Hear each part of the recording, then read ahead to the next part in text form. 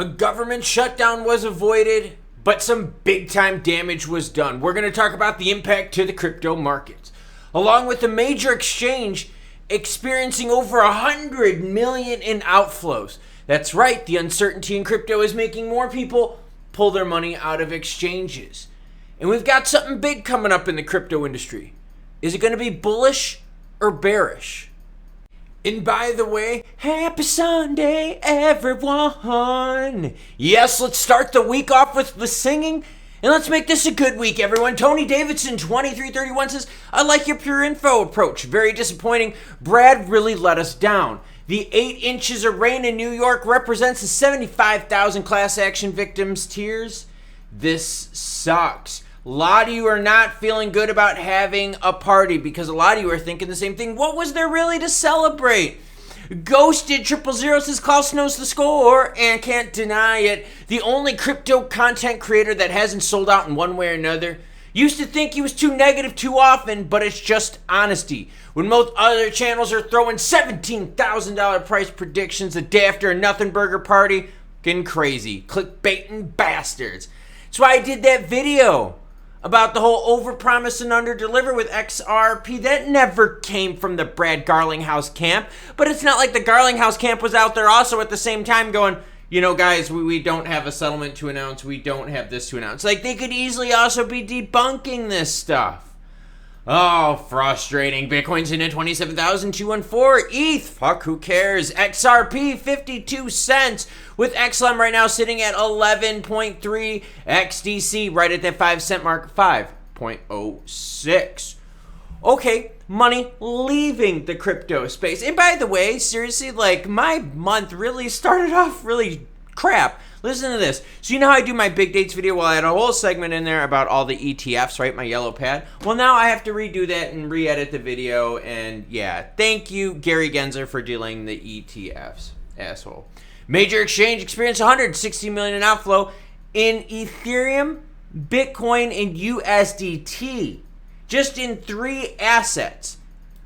KuCoin, one of the leading crypto exchanges, recently released its latest asset reserve certificates. Oh God, do we believe these things? The report shows a notable decrease in user assets across Bitcoin, ETH, and Tether.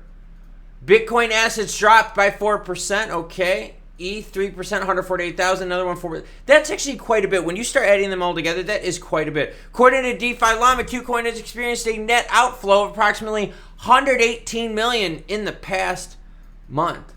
God, that is a lot. So there's more uncertainty in the market. Like I said, when we looked at the heat map, right? ETH, seriously, who gives a shit? They haven't hit 2,000 in a while. Bitcoin ain't moving, so the miners aren't firing up their rigs. Cool, Sol's getting a pump, but you know what's going to happen. It's going to dump, so take your profits up 10% right now. We've just seen that's how the market's played. So seeing money flow out of major exchanges is not surprising, but it is a good amount to see. Like, I mean, that's a lot. 118 million. Government shutdown update. Yeah, Biden signed a 45-day funding bill to keep the government open, but listen to this. The Senate voted to pass the continuing resolution 3 hours before 12:01 a.m. shutdown. They like fucking ride in on horses and shit like that. Like, oh, we're here to save you. You waited till the last second, and that's my point. The damage has been done. Now, this bill allows for the government to stay open for 45 days, giving the House and Senate more time to finish their funding legislation. Basically, they don't want a lot of money going to the Ukraine. I get it. It seems to be like a fucking money pit. SEC delays decision on 4 Bitcoin BTCs, like I told you with my yellow pad. See? Genzer messed up my shit. So, here's the problem. The government shutdown, yes, avoided. But we still have a huge budget crisis. Now, again, remember, U.S. issues like this finance-wise have ripple effects across the whole globe. Trade's effective, import-export. I mean, there's a whole bunch of finance that gets messed up with this. Now, with the government extending it, it's not like we fixed it. We just pushed the problem further out there. So now we know mid-November, pre-Thanksgiving, hey, good you to all the Americans out there. Hey, right before Thanksgiving, we're going to start talking about government shutdown again. So we now know that we've got this looming ball that didn't get solved, but now that got pushed further out. Now 45 more days. SEC has already delayed the decisions on these ETFs, and the SEC said that they weren't going to basically do anything until early 2024. So all those ETF pumpers out there saying, oh, ETF, no, nothing's happening. We got time. So ETF stuff is delayed. Big gray rain cloud hanging over your head. 45 more days. That's not good for crypto as a whole. That is not like a bullish thing for the old markets, all right? Now, earlier in the video, I said, hey, there's something that's happening might be good or bad for crypto. And let me explain to you. Crypto industry grapples with FTX followed as the trial. Lumens trial is about ready to start. And you're going to have some bad stuff exposed, right? There's going to be some naughtiness exposed here, which is probably going to make some people kind of second guess crypto. But then I also think that we're going to be exposing stuff and seeing that there's solutions and remedies to it. So then people are going to see through okay, wait a minute. If we make some changes, if we make some regs, if we do some thises and that's, we could get away from this FTX mess ever happening again. Because remember, a lot of people in the traditional finance world just do not want crypto to cross over into traditional finance. It's big in the UK, Canada, the same issue. Europe, they're having the same issue. A lot of banking doesn't want to mix crypto with it. But now if we start seeing, hey, look, this calls on for the need for regs and the importance of more regs to make sure these exchanges are well funded, they're not commingling, that there's better accounting practices, and all that kind of stuff, right? That would be great for the industry long run. Short term, though, I have a feeling this is going to stir up more of a hornet's nest. I think more details are going to come out about this, and people are going to be like, whoa, this crypto shit is that shady. Like, yeah, I'm pulling my money out. So I could definitely see some short-term impacts with that.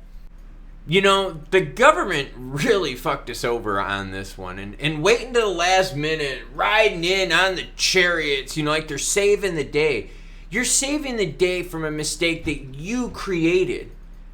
I mean, we already had, it wasn't just the SEC, we've had other government agencies out there announce preemptive shutdowns for decisions regarding stuff. And I'm not talking about court stuff. I'm talking about plans and so forth. Because they're sitting there going, well, how the hell can we budget any projects out now if we don't even know if we're going to stay open? We were looking forward to those ETFs. Yes, we were, everyone. We were looking forward to the ETFs because that would have been some definite bullish news. That would have definitely helped out the old, buy and hodl of our Bitcoin action, which again, Bitcoin goes up, it helps out the rest of the market. So we, again, would have had great action from that. That's now delayed till 2024. The viewer earlier said, at first thought I was too negative and then just realized I'm just, speaking the truth and bringing the news. Like, that's what I hope people out there are starting to see more and more.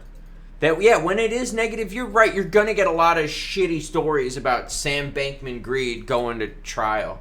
When governments aren't working right, you're going to hear a lot of funding-related stories. When hack scams and schemes are running rampant, yes, you're going to get a lot of those. When people overpromise and underdeliver, yes, you're going to get a lot of stories like that. And that's, I hope the tone that you're seeing is, this is not reflective of me, this is reflective of the industry. Now, when the industry starts turning around, maybe when we get a new generation of leaders in that actually follow through with stuff, well, then maybe we could start reporting on more good news as a whole. But as of right now, government shutdown avoided for 45 days. So you got that over your head. Inflation is still going up, which is not good. Banks are healthy, which means they could jack up the bond gap, which screws consumers like you and me. That's certainly not good. We're not getting any action regarding regs. Hey, everyone, guess what? It's October 1st. No regs. Wait a minute. This was a channel that was saying, hey, no regs in 2023. And people are like, Klaus, you're negative. Nope, reporting the news. Like that commenter said in the beginning. It's frustrating stuff because I was looking forward to, I guess, just more positivity in this last quarter. Kind of hoping that, we would have bottomed out with the negative news and started picking up in this fourth quarter with the positivity. But sure looks like this fourth quarter is just going to be a shitstorm with not much good going on. Speaking of things going on, I've got my training log today. I've just got a very easy run. I did a really hard bike yesterday. The road bike is starting to come together. Look at the carbon. Nice. Lightweight wheels and everything. Cool stuff. So what I'm going to do today is I'm going to scrub a lot of the news and a lot of charts and get us ready for the month ahead. Make sure you hit that subscribe button, like button if you dig this type of content. Drop me a comment as well. You see how active I am, and I make mistakes too. I'll leave that in there. How active I am with the responses. Let me also know what you're doing today. I'd be very interested to hear what people are doing on their Sunday. So, me, pre-burn, because I've got a run coming up. You cool cats, though, have a great rest of your day.